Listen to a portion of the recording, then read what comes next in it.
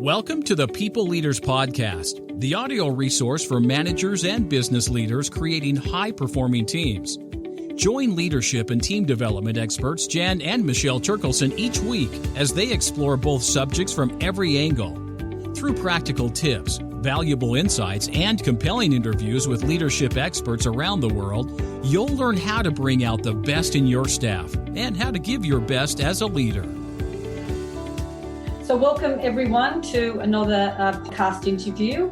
I'm flying solo today and I feel very honoured to be able to have our next guest all to myself, and I've got some great questions lined up, and I'd like to introduce you to Arthur Woods. Now, Arthur is what we call a social entrepreneur and an LGBTQ advocate, and so he really works on the intersection of equality, inclusion and technology, and it will be really interesting to hear how Arthur actually aligns all of those.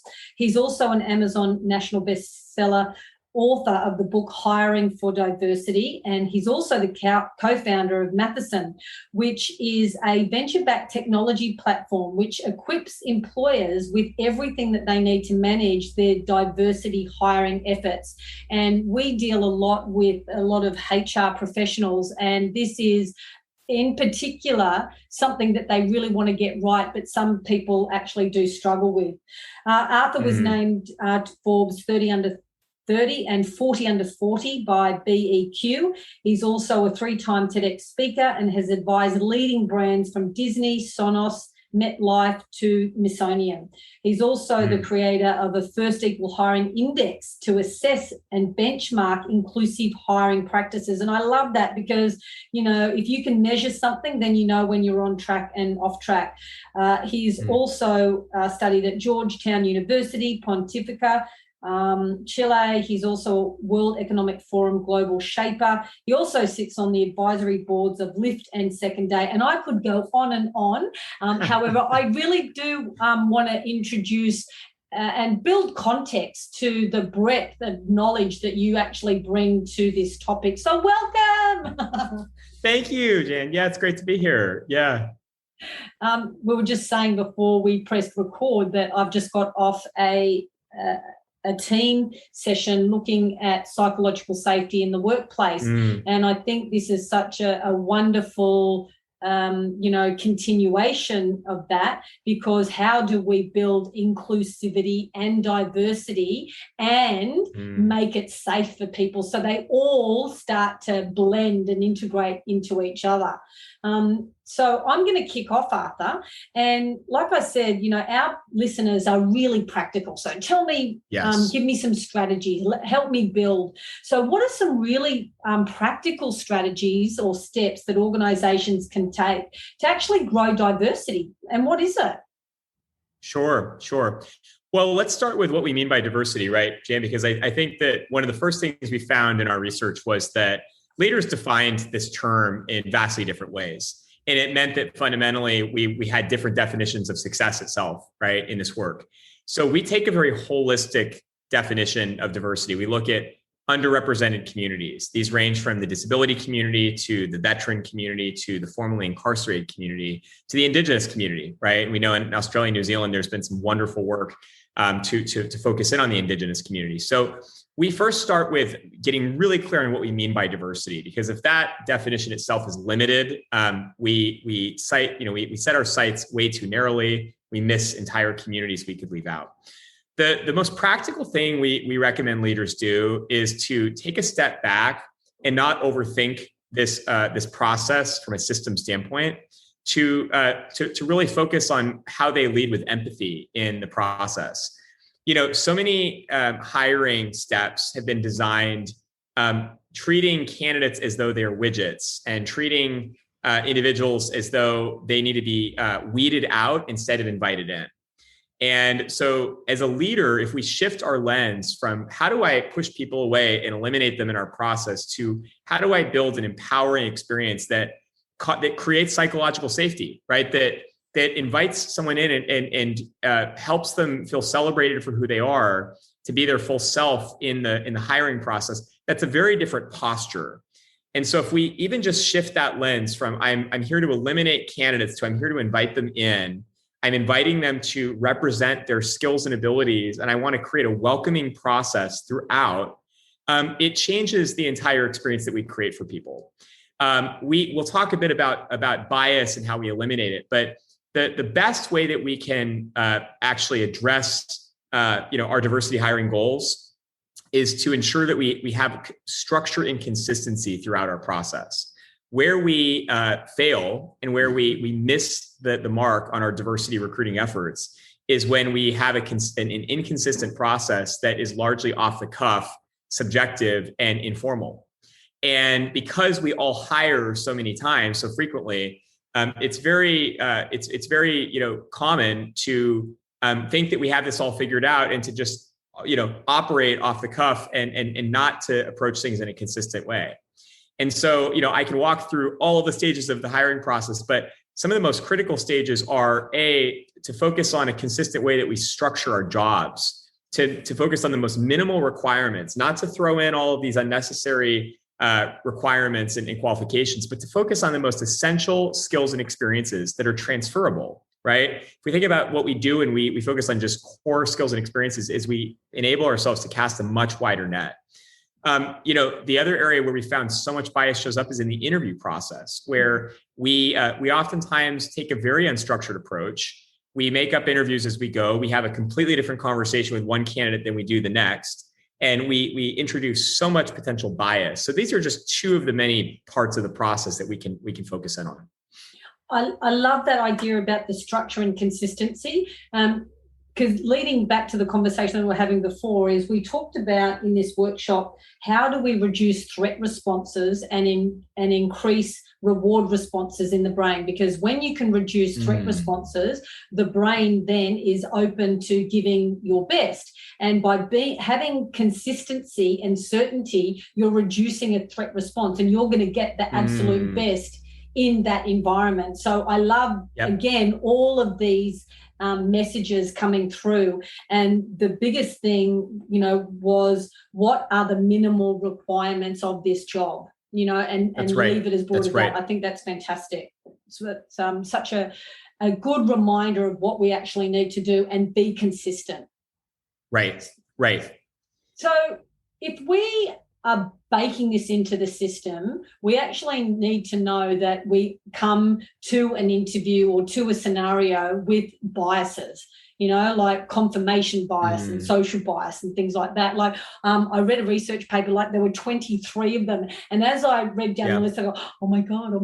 Like we all have them, but they're unconscious, So can you tell us a bit about unconscious bias and how can we reduce it and identify it? Yeah. Well, first of all, there are over 180 types of biases. The number continues to grow. There's a bias associated with every type of decision that we make. And I think oftentimes the concept of unconscious bias has been demonized or vilified as this unnatural thing that we need to rid ourselves of. And the truth is, our brain is receiving at any one point in time 11 million bits of information and can only consciously process 40, right? So if we think about the distinction there, what happens is our brain uses mental shortcuts or heuristics to make the vast majority of decisions. And this is judgment. It's putting people in boxes. It's deciding when we have too much information or not enough, or something isn't meaningful enough to us. So all of these cause us to use these mental shortcuts. And because we've all gone through the motion of hiring so many times, this is a common area. Think about all the decision points throughout the hiring process. Our brain constantly goes on mental shortcuts. And the interview process is a consistent one. It's very common to walk into an interview without preparation, make it up as we go. Our brain goes on autopilot. We ask questions on the fly. We realize that we introduce so much potential bias from, judging a candidate by some of the early interactions to making mental associations to other candidates, to comparing candidates early, to skipping our independent feedback process and speaking to colleagues and actually falling into groupthink or conformity bias, right? So we introduce a lot of bias when we go on autopilot and make these mental shortcuts. So what we talk about is this power in slowing down, preparing, right, at every stage, trying to have consistency. So the conversation we're having with one candidate is actually parallel to a conversation we have to another, including the things that we ask. And trying to just be very aware of all of these parts of our brain that tend to, again, fall right back into, cutting corners and heuristics, right? And if we follow the very process that's typically laid out in front of us, we end up focusing on essential requirements, creating a consistent experience for candidates, looking at a consistent set of things that we ask them, and then trying to objectively rate them or evaluate them in a consistent way. And we realize we already thread through a much more equitable and objective process. And that's what we have a chance to do. None of this is rocket science. It's all about just being intentional. Mm. So just say I'm a leader of a team, I've hired, and now I've got a diverse, mix in my team. How can I ensure that I'm not bringing my bias into decision-making and ensuring that I have that inclusion in the way in which I manage the team? Yeah, there are a few. So the first thing we would say is it's important that we all take responsibility for diversity recruiting. It's oftentimes the challenge that a select few in the organization are solely the ones responsible for driving this work. And everyone else, and even including those who actively participate in the hiring process, don't feel like they are personally responsible or on the hook. That is something we as talent leaders especially have a chance to change, that every single person who touches the hiring process, who engages a candidate, who potentially refers candidates in from their networks, or has any influence in the decision, has to be a co-owner of this process with us. And when we start to think about the collective sovereignty of our process, when we add up every single interaction and the potential that a candidate experiences something inequitable or doesn't have the most consistent experience, we realize that our network is only as strong as our weakest link, right? So it is a real transfer of ownership for us as talent leaders to empower all of our teams to play a role. And that's actually why we say talent leaders need to consider themselves inclusive hiring coaches. They are no longer the only people responsible for this work. They're the catalysts of the rest of their organization playing a greater role. And they're catalysts in creating capacity and capability across their organizations. So that's a big rewiring, right? That's a major shift. A way that we believe we can norm this behavior is actually not by chastising people and calling them out. We say instead by calling them in.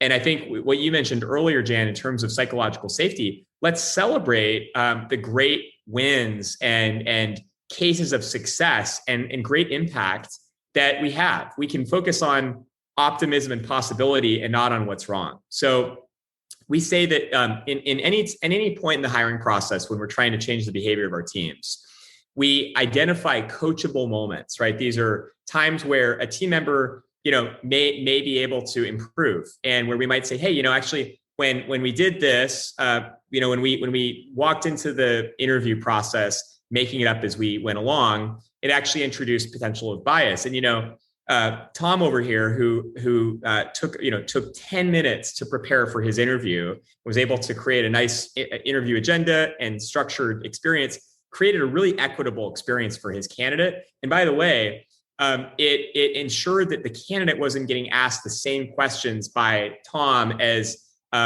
Tina, the person who just interviewed before him, asked, right? So we have a chance to celebrate when folks are doing this work really well, and to use those as what we call bright spots. And what that does is it doesn't sort of punish or penalize folks who are stepping out of bounds. It instead celebrates impact that's being made. And it's a really powerful tool. So one of the things we say for talent leaders is the most powerful tool you have at your disposal is storytelling, right? Anytime we make an impact or we see the opportunity to improve, these give us amazing coachable moments that are stories, right? And stories change the hearts and minds and behavior of our team members. I'm taking notes, Arthur. Thank you so much. Yes. I love that because, we got to hear how even HR teams can improve their job descriptions to be less biased. Even the fact that they're consistent and you have minimal requirements. I love the fact that companies can reduce bias in hiring by having a structured, planned approach. And the fact that those coachable moments. Like, can you imagine that, a win is when people experience the hiring process as an empowering experience. Like, that Yes. is such a tangible example that we're on track. You know what I mean? With our diversity. That's exactly and inclusion. Right. Yeah. That candidates feel empowered to show up as their full selves, represent the communities that they're in. We did a study this last year, and we found that 74% of candidates from underrepresented communities potentially see it as a disadvantage that they're from an underrepresented group. And if we think about the implications of that, the vast majority of candidates who are underrepresented don't necessarily see that as an advantage, in their hiring process. So that, to me, sends a very strong signal to employers that we have an opportunity to change that entire environment, right? To send a signal that all are welcome. We want you to come as you are. We want you to show up as your full self in this process. We want you to, feel empowered to tell your story. And diversity is not only welcomed here, but it's celebrated here. And the fact that the vast majority of candidates don't feel that way, to me, it just presents a really powerful opportunity to employers. Yeah, and what a meaningful development opportunity for someone. Like, we talk about having meaningful goals and objectives. That could be such a clear objective and a very different one that, like 70% of people or candidates who are applying for jobs felt that it was an empowering process, like what a really, meaningful objective to create for oneself. And I really, it touched me in respect to the importance of storytelling, because that's what we're actually trying to do, is change the hearts and minds of people when we are leading and influencing in a way that's, really in integrity. And so what do you think the role of a leader, leadership in business is in regards to diversity and inclusion? Like, where does it stop? Because leadership is such a large concept. So could you give us an example of what a leader could be doing to just, keep themselves on track in relationship to that diversity and inclusion? A leader can, first of all, keep themselves on track by recognizing that this is not just a journey of their organization, it's a journey of the individual, right? I think that's a really important point that, when we wrote Hiring for Diversity, we would use organizational case studies. But what we actually wrote was that all of this organizational transformation is only possible because of the leaders who employ it, right? And I think that's a really important thing for us to call out, that our organizations will never see this change without the heroic, courageous leaders that bring it to life. And that starts with each of us as individuals realizing that our own awareness, our own cultural competency, and our own ability to recognize different communities and hear their stories and take personal ownership of this work, that is the pathway to our organization seeing it come to life. So when we end up, calling on organizations to do this work, what we're really doing is calling on leaders and calling on leaders to take responsibility. And I think a lot of leaders, by the way, feel frustrated that their organizations aren't doing enough, right? That they feel stuck, that they're having to push the rock up the hill.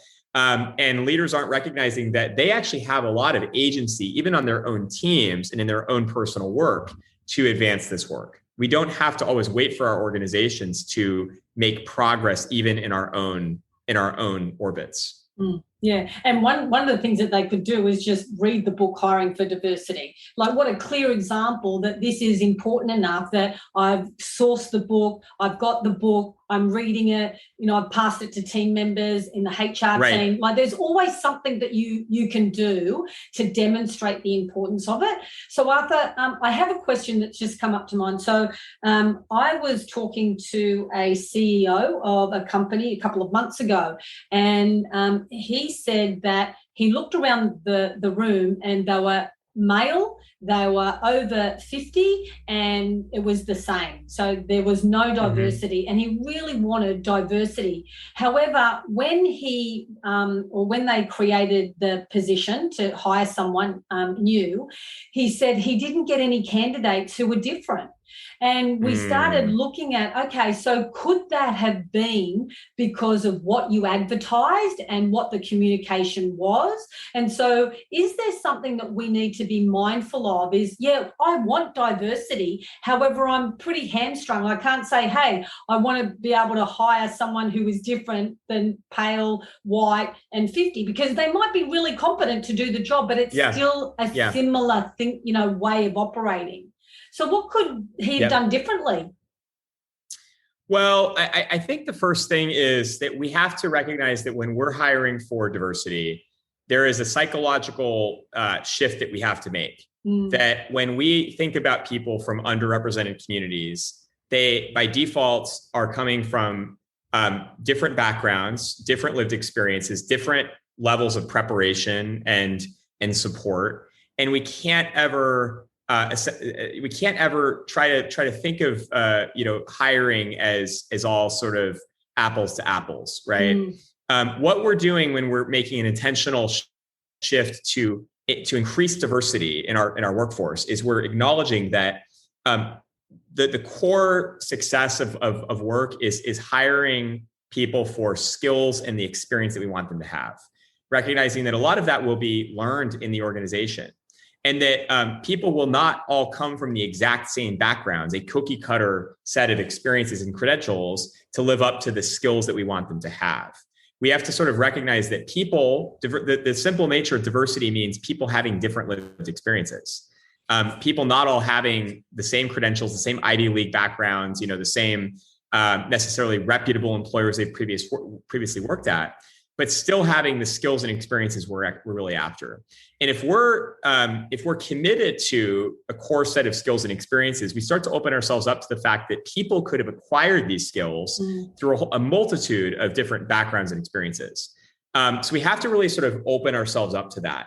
The moment that we say, I want people of certain credentials, I want them to have gone to a certain type of school, or I need them to have had, perfect experiences in the following kind of core certificates or other credentials, we really limit the potential pool of what we're looking for. So that's a philosophical shift. We have to start to open our minds and our hearts up to unconventional backgrounds to have gotten to these skills and experiences we're hiring for, right? And when we do that, we start to realize that we have historically attributed value to certain skills, to certain credentials, right? Including where the person went to school or what their previous employer was, that might unfairly weight someone higher than another, right? And again, this goes back to the way that our brains work. We attribute value. We like to let someone else do the vetting for us, right? If we recognize a really great employer that someone worked at, we immediately think that person might be a higher quality candidate because, again, we've associated value with that particular experience, right?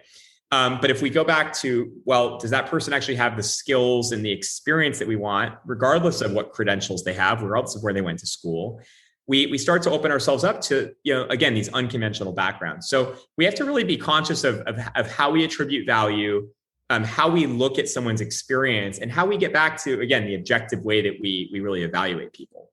And it really is a mindset shift, because if your structure or your organization is set up to meet a certain criteria, like how do you work within that framework, but still, opening yourself up. So for example, I was talking to someone who has an Indigenous background, and they have a lot of experience in a particular field, but no tertiary qualifications. And so that has really, they think, diminished their ability to act in certain positions in the organization because they didn't have it. So again, it is a bit of a mindset shift. And let's get really clear about what criteria is going to support diversity and inclusion. Because if we don't have it in the systems and the structure and the way in which we do things, it's just going to be talk. It's not going to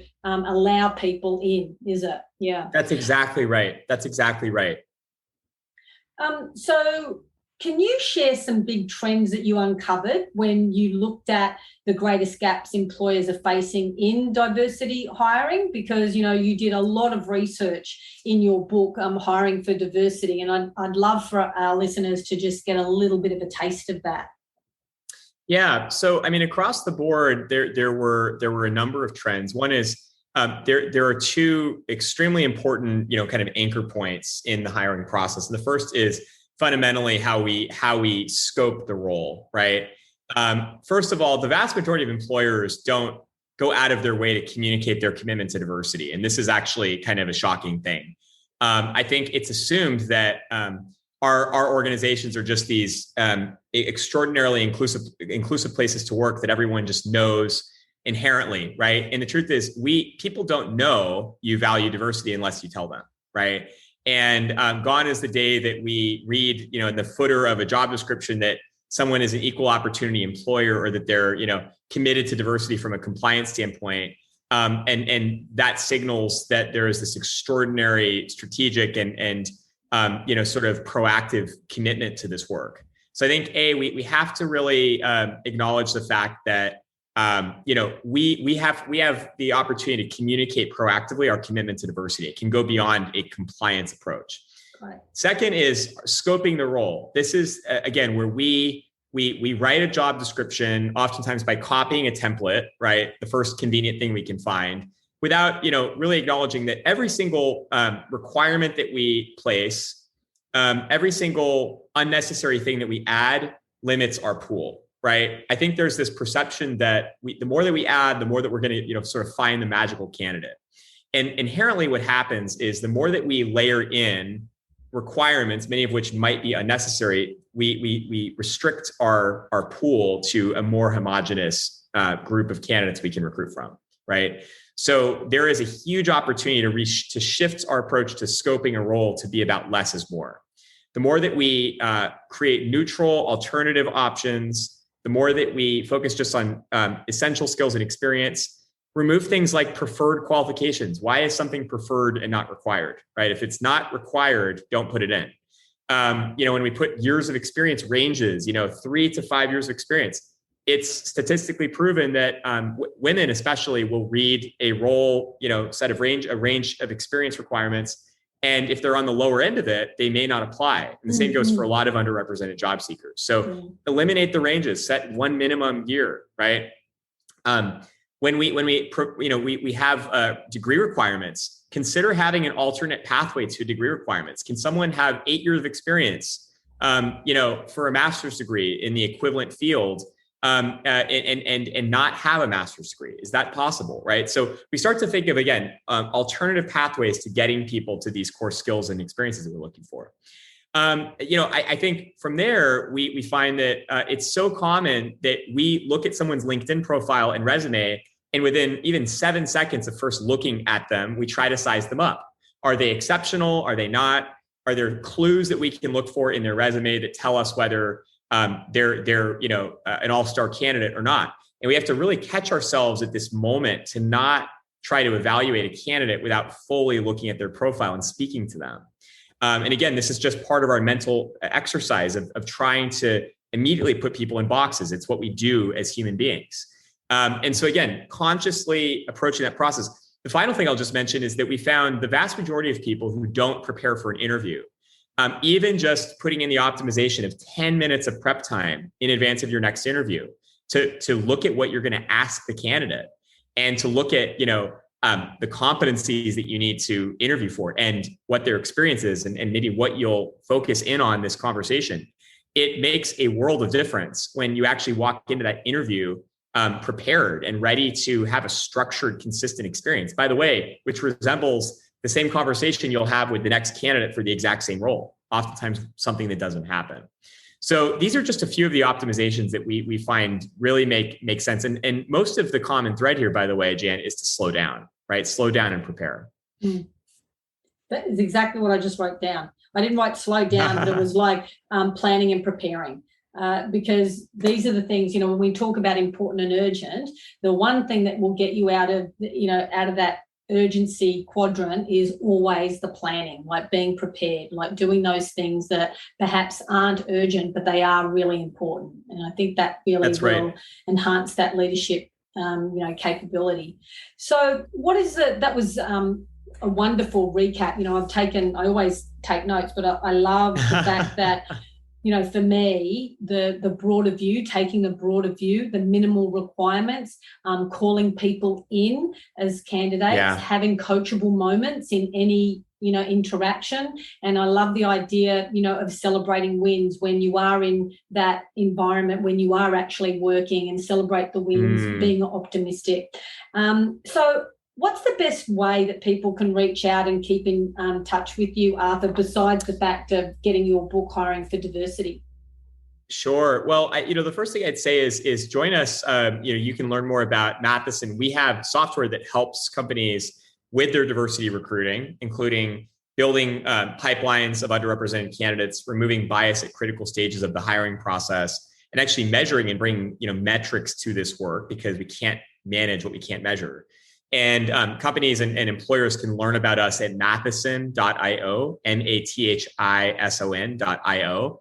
Mathison was the middle name of Alan Turing, who helped the Allies win World War II by cracking the German Enigma code.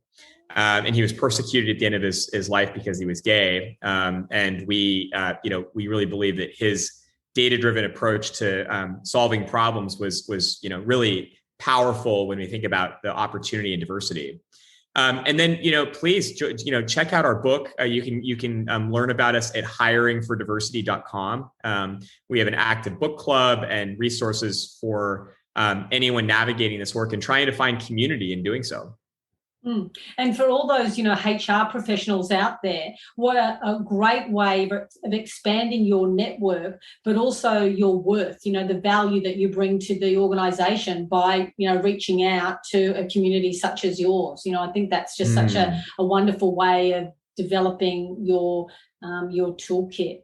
And the fact that you've created a tech platform to take out those biases and having those metrics, because it is about data, like if we can focus on the data and not just the opinion and the bias, then we know what we're, when we're on track. So, what I completely agree with that. And that I think is where this work gets exciting, is we are navigating a new time where, it is possible for us to use 21st century tools to solve a 21st century problem. And this can be data driven. It can be highly empirical, and it doesn't need to be only squishy and subjective work anymore. We really can bring a lot of rigor to the space. Yeah, and for all those technicians and engineers and financial management people out there, they would love that. They love the data. Yeah, so thank you. That's been wonderful, Arthur. Thank you. I really appreciate that. A lot of what you said I'm going to start to include in some of our workshops too. Just getting a different perspective. So I really appreciate that. So thank you, Arthur. Well, thank you for having me, Jan. It was great. I love the conversation. Ciao. Thank you for joining us on the People Leaders Podcast. For show notes and other resources, please visit us at peopleleaderspodcast.com. If you have a leadership or management question or subject you'd like covered on the podcast, please contact us at podcast@peopleleaders.com.au. The People Leaders Podcast is brought to you by the Experts on Air Podcast Network.